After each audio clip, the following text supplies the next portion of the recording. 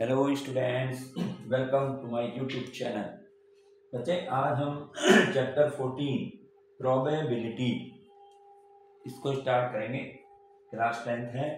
Probability है कि इसकी डेफिनेशन अगर देखें, the chance that of anything happen, the chance that of anything happen, किसी भी किसी घटना के, किसी इवेंट के होने की जो संभावनाएं होती हैं उनको हम कहते हैं probability.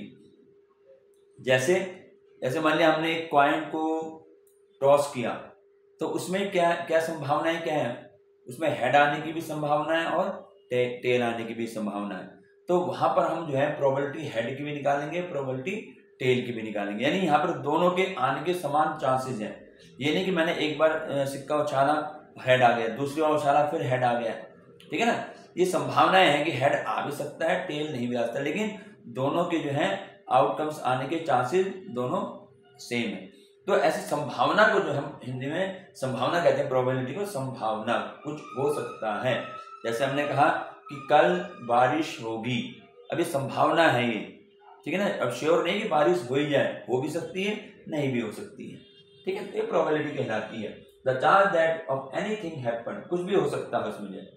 It is denoted by P E, इसको हम पीई से डिनोट करेंगे।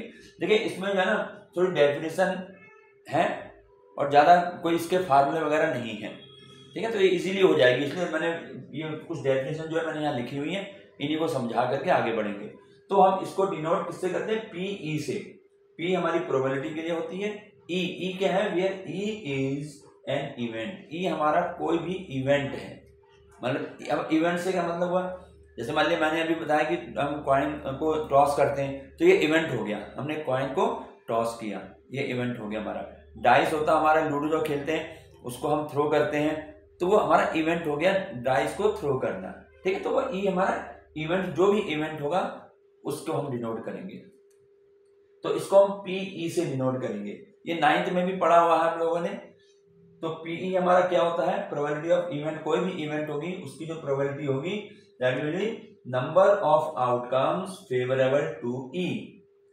जो भी ई यानी जो इवेंट है उसके फेवरेबल में जो भी नंबर ऑफ आउटकम्स होंगे, ठीक है, वो divided by number of all possible outcomes. उसको डिवाइड किससे करना है? जितने भी पॉसिबल आउटकम्स होंगे। अभी आउटकम्स क्या होते हैं?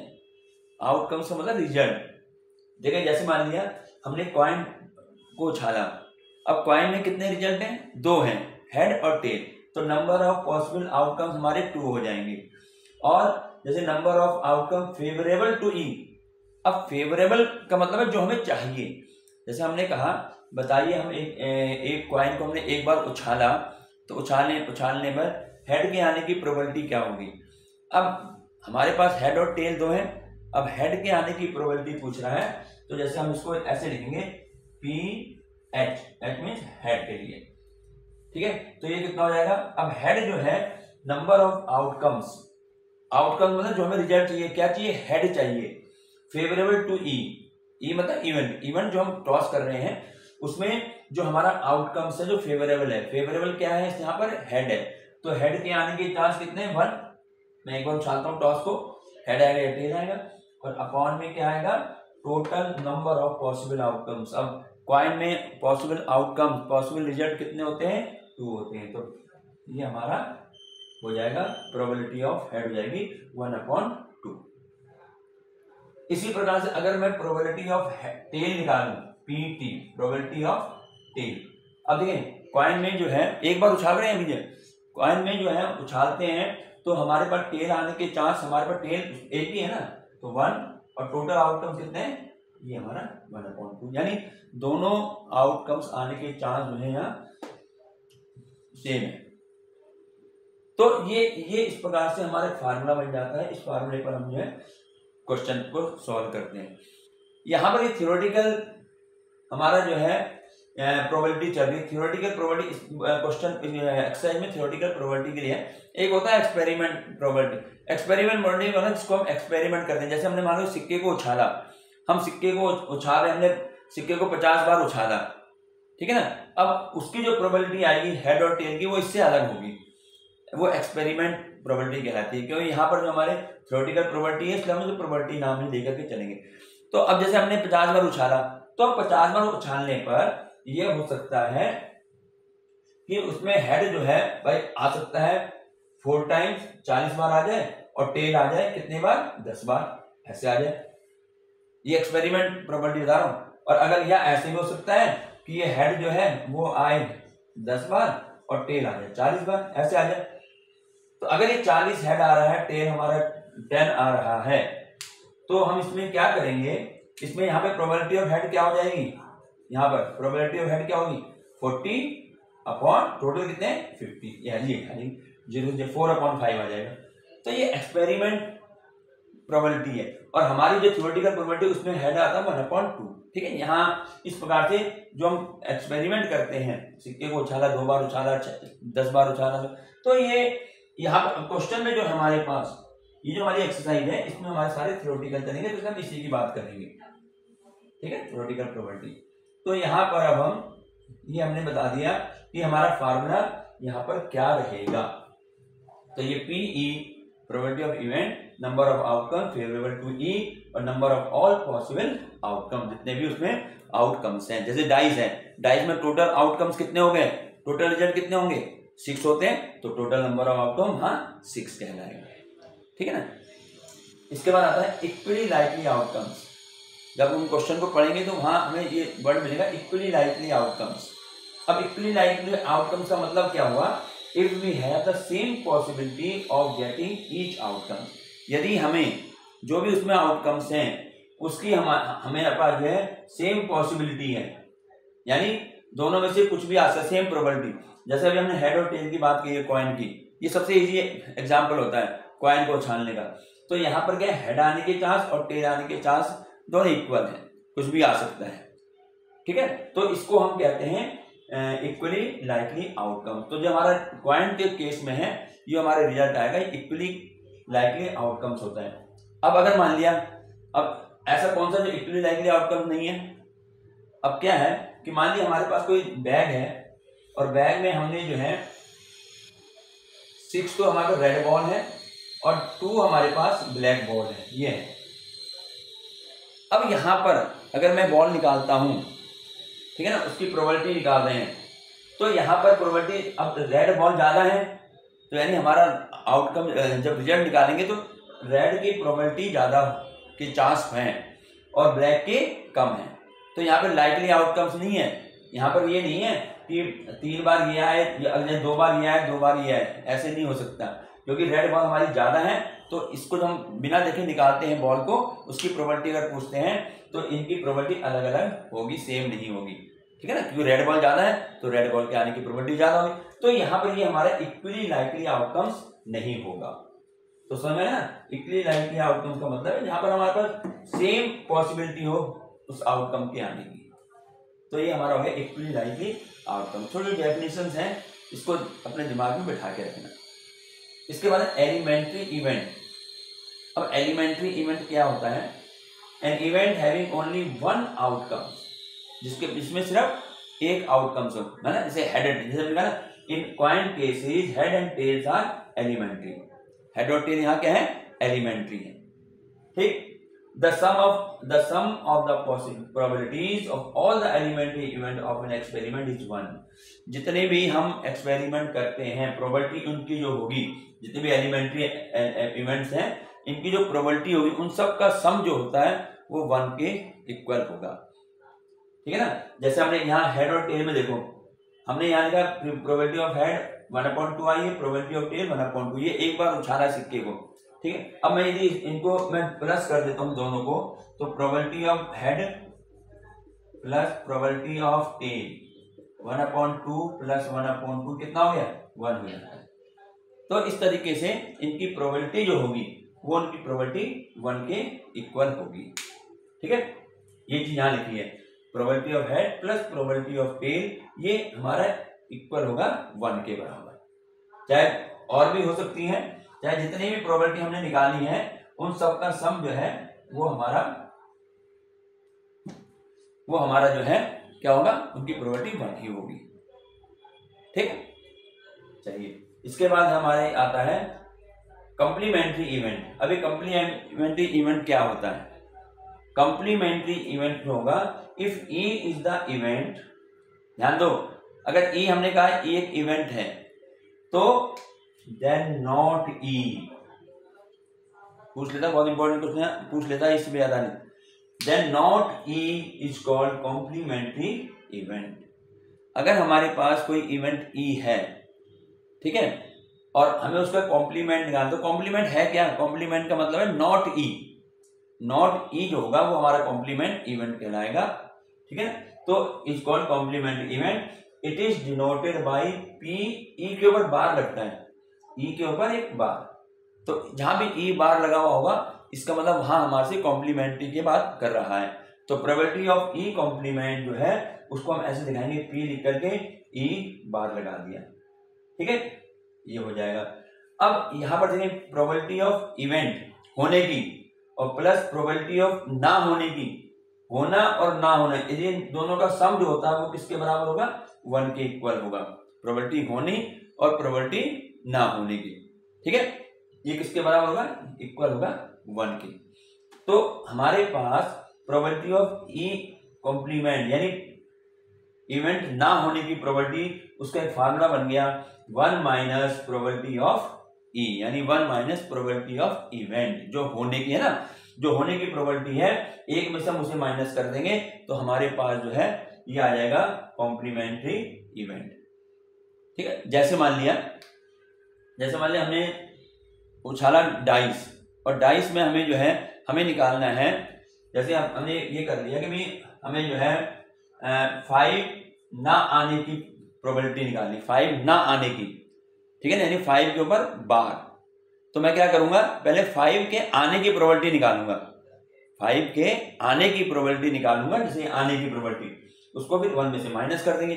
अब 5 के आने की प्रोबेबिलिटी, यानी अगर मैं बी प्रोबेबिलिटी ऑफ 5 निकालता हूं, किसमें? डाइस में, डाइस फेंकते हैं लूडो में जो करते हैं, अगर उसमें मैं प्रोबेबिलिटी ऑफ 5 निकाल रहा हूं तो क्या होगी उसकी प्रोबेबिलिटी? फार्मूला तो यही रहेगा, number of outcome favourable to E, E मतलब 5, यहां पर ई का मतलब 5 से है। तो यहां पर उस डाइस में 5 कितने टाइम्स आता है?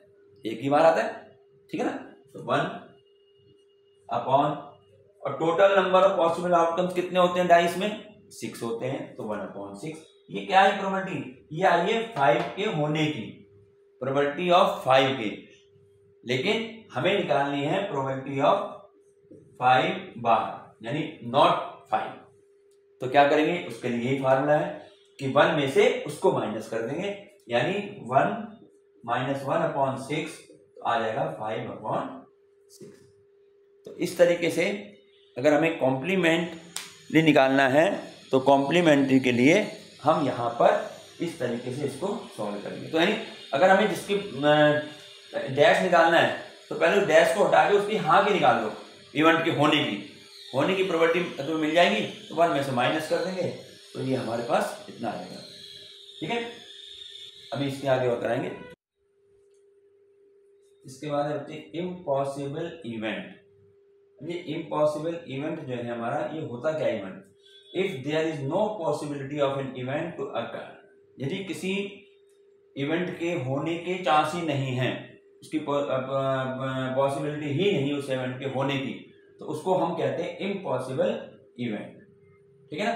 और इसकी प्रोबेबिलिटी जो होती है इम्पॉसिबल इवेंट की 0 होती है, यानी प्रोबेबिलिटी ऑफ ई इसकी 0 होगी। किसकी होगी 0? ये क्वेश्चन आ जाता है, प्रोबेबिलिटी ऑफ ई 0 किसकी होगी? इम्पॉसिबल इवेंट की। या ये कह लेगा कि इम्पॉसिबल इवेंट की प्रोबेबिलिटी क्या होती है? 0। या इस तरह से पूछ ले कि जिस इवेंट की प्रोबेबिलिटी 0 होगी उस इवेंट को क्या कहेंगे? Impossible event. अब जैसे मान लिया हमने जो है एक डाइस को जो है एक बार थ्रो किया, ठीक है, और अब मैं उससे कहता हूं अब प्रोबेबिलिटी निकालिए, हमें प्रोबेबिलिटी बताइए 8 की, प्रोबेबिलिटी ऑफ 8 निकालना है। अब देखिए मैं यहाँ पे थोड़ा समझाता रहूंगा, प्रोबेबिलिटी ऑफ 8 निकालना है हमें, ठीक है, यानी प्रोबेबिलिटी ऑफ 8 की। अब ऊपर तो क्या आता है, अभी फार्मूला बताया था, ठीक है ना, possible number of outcomes of event E, और टोटल पॉसिबल आउटकम नीचे आते हैं, फेवरेबल आउटकम जो ऊपर आएंगे और हमारे जो है टोटल आउटकम दिखे। तो टोटल डाइस में कितने होते हैं? 6 होते हैं, तो टोटल तो 6 हो गया भाई। अब प्रोबेबिलिटी ऑफ 8 की निकालनी है। अब क्या उस डाइस में 8 होता है? 8 तो नहीं होता, उसमें डाइस में नंबर कहाँ तक होते हैं? 1 to 6 तक होते हैं।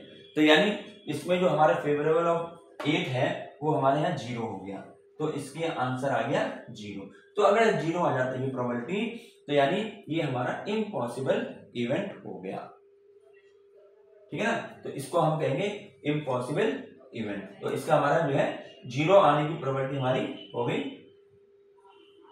0, जो हमारा इम्पॉसिबल है। अब ऐसे ही दूसरा नंबर है, एक है श्योर इवेंट। अब श्योर इवेंट जो है हमारे पास, if the possibility of an event to occur is sure, जो होनी है, then it is called sure event.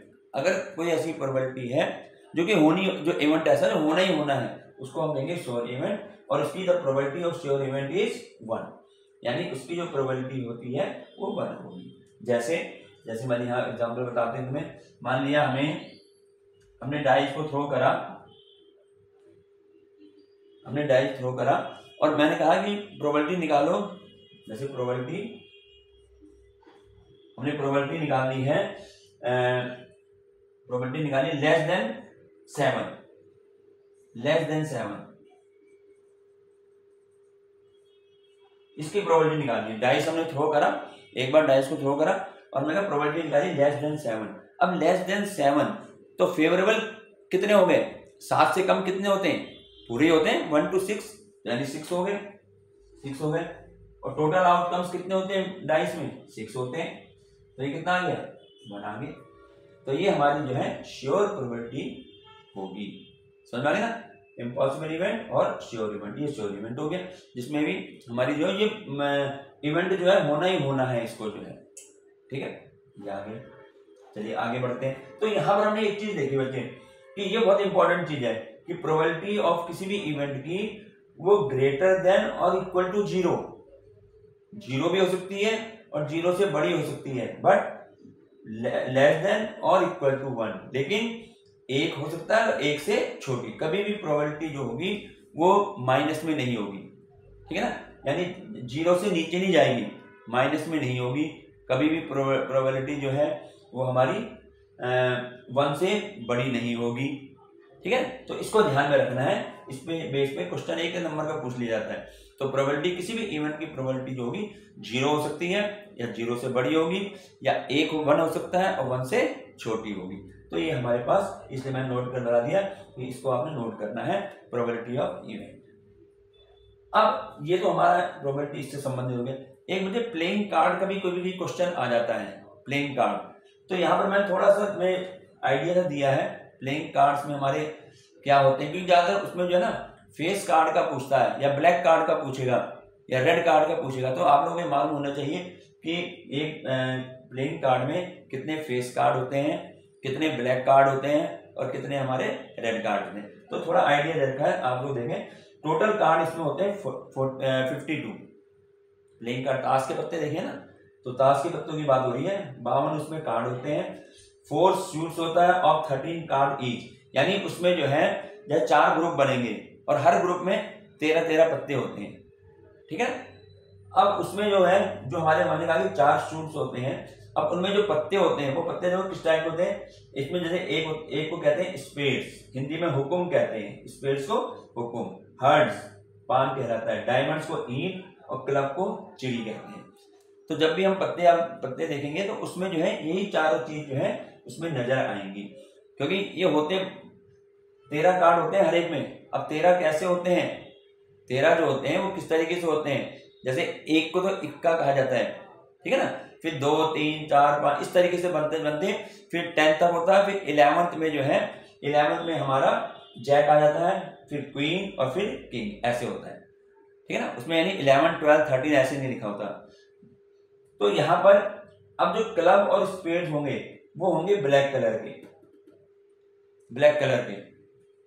तो इसका मतलब टोटल ब्लैक कलर के हमारे पास कितने कार्ड हो गए 26, क्योंकि 13 कार्ड है ना हर एक में। तो 13 कार्ड क्लब के हो गए, 13 स्पेड्स हो गए, तो ब्लैक कार्ड हो जाते हैं 26।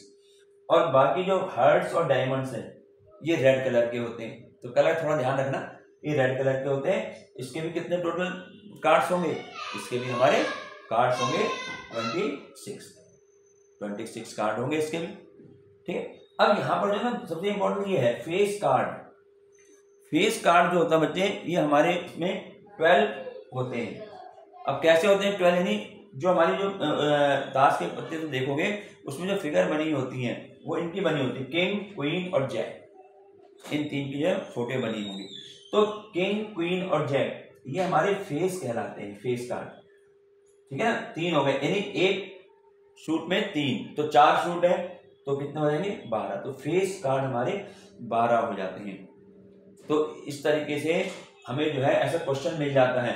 जैसे फॉर एग्जांपल ये हमारे से कहा जाए कि प्रोबेबिलिटी निकालनी, ताश के पत्ते हैं, हमें प्रोबेबिलिटी निकालनी फेस कार्ड की, ठीक है ना, फेस कार्ड की प्रोबेबिलिटी निकालनी है। तो probability of face card, face card हमने कार्ड निकाला और उसमें फेस कार्ड की प्रोबेबिलिटी पूछ रहा है, पत्ते है ना, उसमें पत्ता निकाला तो कहता है फेस कार्ड के आने की प्रोबेबिलिटी क्या होगी। तो फेस कार्ड की फेवरेबल आउटकम ऑफ ई, यहाँ क्या है फेस कार्ड है, तो फेस कार्ड की प्रोबेबिलिटी, टोटल कार्ड कितने हो गए 12 अपॉन टोटल आउटकम्स कितने होते हैं, जितने पत्ते हैं वो सारे टोटल आउटकम्स हो गए, ठीक है 52। इसको हम कैंसिल कर देंगे, तो ये हमारे पास 2 3 6 13, 3/13 ये हमारा इस फेस कार्ड का प्रोबेबिलिटी आ गई, ठीक है। अगर वो ये कहता है कि हमने कार्ड है उसमें कार्ड निकाला, हमें प्रोबेबिलिटी बताइए ब्लैक कार्ड की, अब ब्लैक कार्ड की निकालनी है, यानी फेवरेबल ऑफ हमारा इवेंट ऑफ ब्लैक कार्ड है। अब ब्लैक कार्ड कितने होते हैं, ब्लैक कार्ड में क्लब का भी ब्लैक, स्पेड भी ब्लैक, तो दोनों के कितने हो गए 26, 13 इसमें 13 में, तो 26 अपॉन टोटल कितना है 52। इस तरीके से हमें जो है क्वेश्चन में मिलेगा जो हमें करना होगा। तो ये थोड़ा इंट्रोडक्शन था, यहाँ हमने प्रोबेबिलिटी के बारे में बताया है। अब इसके बाद हम इसकी एक्सरसाइज शुरू करेंगे।